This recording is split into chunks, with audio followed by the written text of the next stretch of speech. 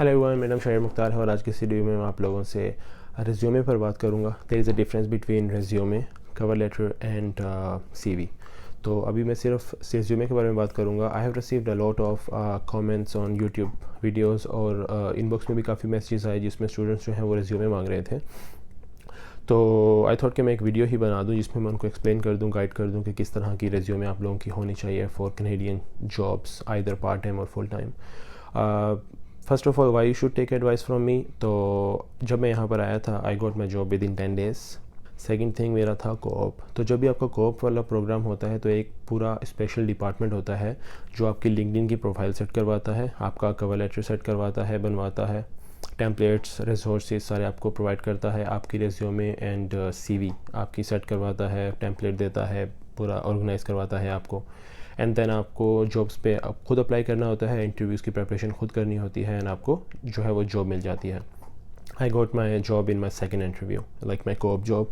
मैं कोशिश करूँगा मैं नीचे लिंक भी दे दूँ वीडियो के नीचे, ताकि आप उससे जो है वो अपना टेम्पलेट, मतलब मैं अपना टेम्पलेट दे दूँगा, आप उसको एडिट कर सकते हैं। और मैं ट्राई करूँगा कि मैं अपने कोप वाले फ्यू रिसोर्सेज भी आप लोगों को दे दूँ ताकि उससे भी आप लोग हेल्प ले सकें। तो मैं आपको कंप्यूटर की स्क्रीन पर लेकर जाऊँगा, अपनी रिज्यूमे दिखाऊँगा। उसको मैंने थोड़ा सा एडिट कर लिया है, इन्फॉर्मेशन को थोड़ा मैंने जो है वो चेंज कर दिया है। तो उससे आप लोग गाइडेंस ले सकते हैं। कोशिश कीजिएगा कॉपी ना कीजिएगा, अपनी इन्फॉर्मेशन खुद लिखिएगा। और if you are applying on 10 jobs you have to change your resume and cover letter 10 times. जब से मैं यहाँ पर आया हूँ, सीवी का वर्ड मैंने इतना नहीं सुना, और ना ही जब आप जॉब अप्लाई करते हैं उन्होंने ये कहा हुआ होता है अपलोड योर सीवी। यहाँ पर जो मेन टर्म यूज़ होती है वो होती है रेज्यूमे की। तो पहली टर्म होती है resume, and most of the time optional जो होता है आपको कवर लेटर भी अपलोड करना पड़ता है।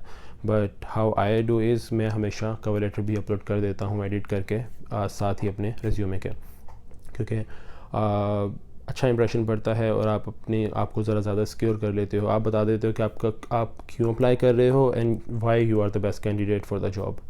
तो आप लोग कोशिश कीजिएगा कवर लेटर भी बनाइएगा। अगर आप लोगों को कवर लेटर चाहिए हो आप मुझे बताइएगा, आई विल ट्राई कि मैं उसको भी, उस पर भी एक वीडियो बना दूं या उसका भी टेम्पलेट दे दूं, आप उसको एडिट कर सकते हैं। सबसे जो इम्पोर्टेंट बात होती है रेज्यूमे में वो ये होती है कि किसको ऐड करना है, किसको नहीं करना। डिफरेंट हेडिंग्स बनी हुई होंगी रेज्यूमे में जो मैं भी शेयर करूँगा। हर हेडिंग के नीचे जो है वो आपने इन्फॉर्मेशन देनी है, जिस तरह दिया होगा उसी तरह कीजिएगा। कोई फैंसी वर्ड्स डालने की ज़रूरत नहीं है, कोई महान बनने की ज़रूरत नहीं है। एक जो इंटरव्यूअर होता है वो ये रिज्यूमे से या कवर लेटर से देख के आइडिया लगा लेता है कि वो आपने लिखी है कि नहीं। वन ऑफ माई फ्रेंड्स, उसने रिसेंटली एक इंटरव्यू दिया एक फर्म में, एंड उन्होंने कहा कि how many mistakes you have in your resume, और उसने कहा कि नहीं, नो, कोई मिस्टेक नहीं है। उन्होंने कहा ओके, इंटरव्यू कराने देते हैं, आपकी रिज्यूमे में मिस्टेक्स फाइंड करते हैं। एंड लिटरली उन्होंने दोनों ने बैठ के, मतलब जो मेरा फ्रेंड था और जो इंटरव्यूअर था, उन दोनों ने रिज्यूमे में मिस्टेक्स निकाली। And he was pointing out जहाँ पर उसने धा यूज़ किया हुआ था और वो नहीं करना था। He was pointing out spelling mistakes and everything. तो you should be careful. Within 5 seconds में एक बंदा जो है वो जज कर लेता है कि आपकी रिज्यूमे जो है वो आपको जॉब देनी है कि नहीं देनी। they receive like tons of resumes whenever they post some job. तो यू शुड बी केयरफुल। आपको अपनी रिज्यूमे आपकी इस तरह की होनी चाहिए कि अच्छा इंप्रेशन पड़े।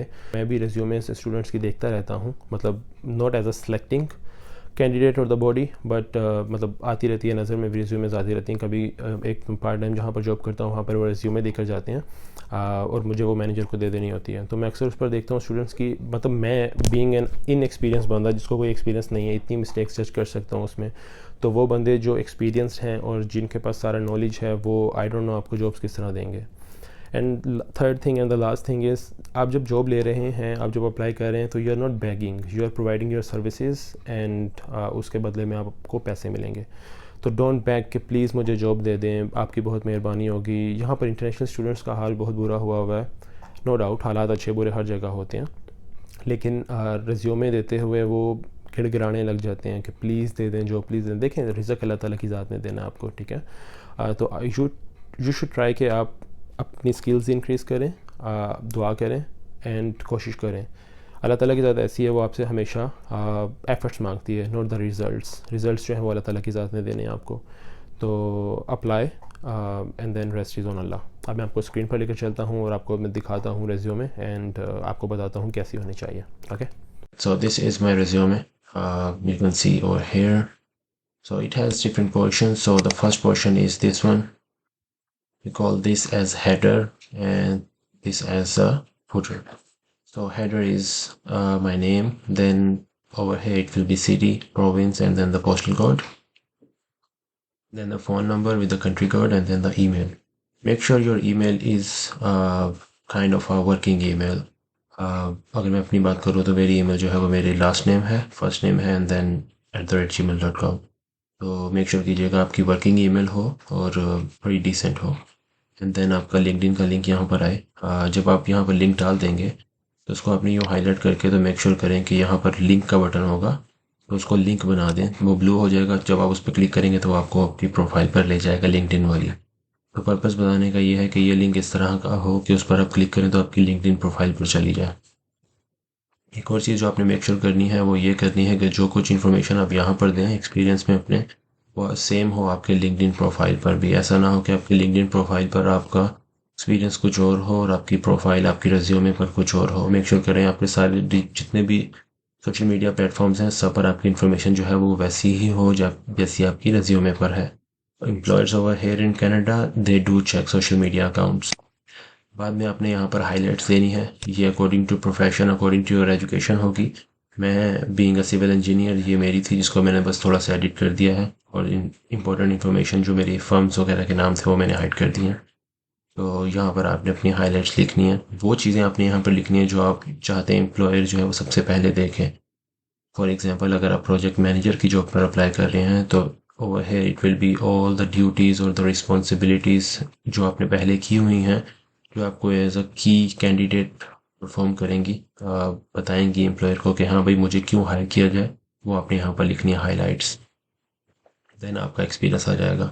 Currently I'm doing 2 jobs, one as a full time, one as a part time, so that's why I have 2 jobs over here. In case आप एक ही जॉब कर रहे हैं और एक आपकी पास्ट में आप करते थे तो आप बहुत फुल टाइम होंगी, लेकिन एक आपकी पास्ट में होगी और एक आपकी प्रेजेंट में होगी। यहाँ पर आपकी जॉब की पोजीशन आएगी 7 फुल टाइम। अगर आपकी दोनों फुल टाइम है तो आपको 7 फुल टाइम लिखने की ज़रूरत नहीं है। मेरी एक फुल टाइम एक पार्ट टाइम है, that's why I mentioned full time and part time, right. Then आपका कंपनी का नाम आ जाएगा, सिटी आ जाएगी एंड प्रोविंस आ जाएगा। देन यहाँ पर आपका स्टार्ट मंथ और ईयर, एंड मंथ और ईयर। मेक श्योर करें जब आप यहाँ पर ये देखें स्पेस प्रेस करेंगे तो ये नीचे लाइन में जा रहा है, इसका मतलब ये बिल्कुल लास्ट पर है, तो ये बिल्कुल लास्ट पर होना चाहिए, यहाँ पर स्पेस नहीं होनी चाहिए। लास्ट से मेरा मतलब है कि जब आप यहाँ पर मजीद स्पेस प्रेस करें तो वो नीचे चला जाए, इसका मतलब ये इससे आगे नहीं जा सकता। Same over here, right. So यहाँ पर ऐसा ही होगा, ड्यूटीज़ आएंगी यहाँ पर, और you can say responsibilities as well, same in here. एक और चीज़ आपने ये देखनी है कि अगर आप यहाँ पर 2 ड्यूटीज़ अपनी डिफाइन कर रहे हैं तो कोशिश करें यहाँ पर भी 2 ही करें, यहाँ पर 3 कर रहे हैं तो कोशिश करें यहाँ पर भी 3 ही करें। जितनी आपकी रिज्यूमे जो है वो एक जैसी दिखेगी उतनी अच्छी लगेगी और उतनी एम्प्लॉयर को जो है वो मतलब वो पढ़ता रहेगा उसको, रादर देन कि वो देखिए और बस उसको फेंक दे। यहाँ पर अब आपकी जॉब की पोस्टिंग आ गई, यहाँ पर भी पोस्टिंग आ गई, यहाँ पर ड्यूटीज़ आ गई, यहाँ पर टाइमिंग्स आ गई, ये आपका टोटल एक्सपीरियंस हो गया। अब ये मैंने वॉलंटियर का एक सेक्शन ऐड किया हुआ है, ये मैंने तब किया था जब मेरे पास 0 एक्सपीरियंस था। जब मैं कनाडा में आया था मेरे पास कोई एक्सपीरियंस नहीं था, तो I added volunteer which I did in back in country in Pakistan. तो जब फर्स्ट कर लें आपके पास 3 जॉब्स हो जाएं तो आप ये हटा सकते हैं वॉलंटियर, और यहाँ पर आप अपनी 3rd जॉब लिख सकते हैं। मेरे पास 2 जॉब्स हैं और एक वॉलंटियर का एक्सपीरियंस था, तो मैंने ये भी रहने दिया और साथ 2 जॉब्स लिख ली। ऑलराइट, तो ये वॉलंटियर का है, यहाँ पर आप लिख सकते हैं I was a board of governor in one of the societies in Pakistan, so that's why I mentioned over here. Then मेरी एजुकेशन आ जाएगी यहाँ पर, तो एजुकेशन मेरी ये है एंड देन ये है। आपने मेक श्योर करना है जब भी आप रिज्यूमे लिखें तो आपने लेटेस्ट से शुरू करना है और पास्ट में जाना है। मतलब अभी मैं करंटली आपकी मैं जो है जॉब वो ये कर रहा हूँ और ये भी मेरी करंट की है। जस्ट इन केस अगर एक पास्ट में है और एक प्रेजेंट में है तो मैं प्रेजेंट वाली पहले लिखूंगा, पास्ट वाली बाद में। सेम इन हेयर, प्रेजेंट वाली एजुकेशन पहले, पास्ट वाली बाद में। तो रिसेंटली मैंने ये वाली डिग्री की है, ग्रेजुएट सर्टिफिकेशन, तो मैंने ये लिखी है, देन मैंने बैचलर्स ऑफ सिविल इंजीनियरिंग लिखा है। तो ये क्राइटेरिया भी आपने देखना है कि सेम हो, ऐसा ना हो कि यहाँ पर आपकी पहले पास्ट है और यहाँ पर आपकी पहले प्रेजेंट आ रही हो। तो आपने ये मेक श्योर करना है कि आपका जो सीक्वेंस है ओवरऑल वो सेम हो, राइट। और ड्यूटीज़ भी जो है वो आपने लिखने के बाद मेक श्योर करनी है कि वो सही हो, उसमें कोई ग्रामेटिकल मिस्टेक्स ना हो। ये आपका वॉलेंटियर का एक्सपीरियंस आ जाएगा। यहाँ पर टाइमिंग्स आ जाएंगी, ईयर एंड मंथ। मंथ जो है वो आप हाफ करके भी लिख सकते हैं, just in case if you want to write down this way, आप ऐसे भी लिख सकते हैं। बट फिर आपने मेक श्योर करना है कि आपकी पूरी रेज्यूमे में ही ऐसा हो। ऐसा ना हो कि आपकी यहाँ पर सितंबर हो और यहाँ पर पूरा हो, यहाँ पर आधा हो। मतलब आपने देखना है कि जो ओवरऑल जो आपका चल रहा है वो सारा सेम रहे, राइट। तो यहाँ पर अब ये दोनों सेम है, पूरा पूरा मंथ का नाम, यहाँ पर भी पूरा मंथ का नाम।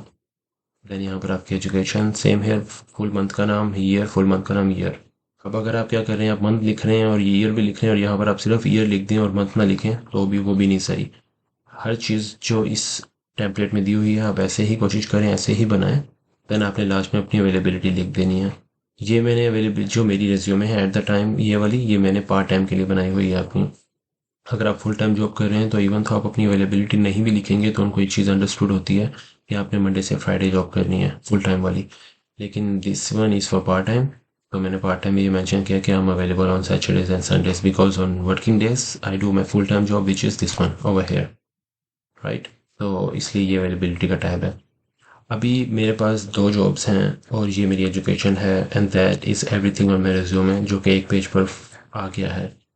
आप कोशिश ये करें कि आपकी जो रिज्यूमे है वो एक पेज की रहे तो इट्स गुड, मतलब अच्छी रहती है एक पेज में, क्योंकि एम्प्लॉयर के पास इतना टाइम नहीं होता।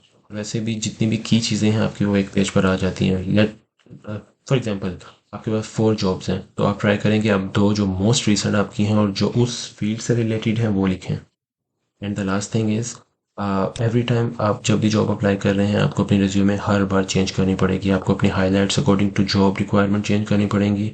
आपको अपने एक्सपीरियंसेस चेंज करने पड़ेंगे। लेट्स से अगर मैं मेरी जॉब का टाइटल जो है वो एस्टिमेटर है और मैं अप्लाई कर रहा हूँ being for like a project manager, तो मैं एस्टिमेटर स्लैश प्रोजेक्ट कोऑर्डिनेटर लिख दूंगा ताकि वो मुझे कंसिडर करें, क्योंकि मेरी ड्यूटीज़ में कुछ ड्यूटीज़ ऐसी भी हैं जो मैं बीइंग अ प्रोजेक्ट कोऑर्डिनेटर भी करता हूँ। तो ये सारी चीज़ें भी मैटर करती हैं। You have to make sure that as well, okay. And then your availability and everything. तो ये सारा टेम्पलेट है, I will provide this template as well. आप बस इसको चेंज कर लीजिएगा और ये आपकी रिज्यूमे डन हो जाएगी। इफ़ यू वांट कि मैं आपकी रिज्यूमे रिव्यू करूं तो आप मुझे मेरी ईमेल पर भी सेंड कर सकते हैं। My email is this.